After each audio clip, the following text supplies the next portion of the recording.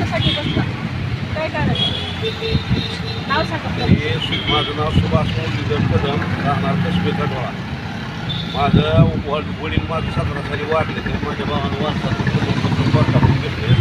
वर्षाच्या वारसा प्रमाणपत्रात नाव आहे, माझं शपथपत्रात नाव आहे आणि मी पेन करताना माझं 7-12 वर्ष नाव वगळे माझ्या हक्कापासून मला वंचित होते. त्यांनी अधिकाराचा गैरवापर केल्यामुळं त्यांना तात्काळ शासनानं निलंबित करण्याची कारवाई करावी. माझा हक्क डावाला 7-12 आहे माझ्यापासून, माझं नाव वगळे. ती म्हणते तर ऑनलाईनच्या 7-12 आता इतराची नावं घेतली ती माझं नाव घेत नाही, म्हणजे वैरतात्वानं घेतलं नाही. माझ्या भावाकडून लालचीला बळी पडून त्यांनी भरमसाठ लालूची केली माझ्या भावाला.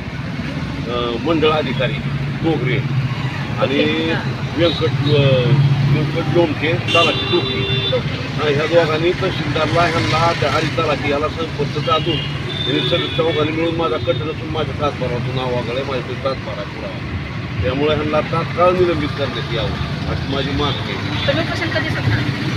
उपोषण सोडणार का नाही? मी आता ह्या बाईला उपोषण सोडणार नाही. जेव्हा तेव्हा त्यांना निलंबित करतील तेव्हाच उपोषण ह्या जागेवर मरून काढणार. ती थोडीच नाही आता न्याय भेटला तर उपोषण? हां, नाही आज न्याय जर नाही भेटला तर उपोषण सोडणारच नाही. जिल्हाधिकाऱ्यांनी तात्काळ मी लोकशाहीमध्ये अर्ज दिला की मला सांगायचं लक्षात नाही. तर त्या मॅडमनी काय केलंय, त्यांना तहसीलदारला बोलून घेऊन सांगितलं की बाबा ही चूक आहे.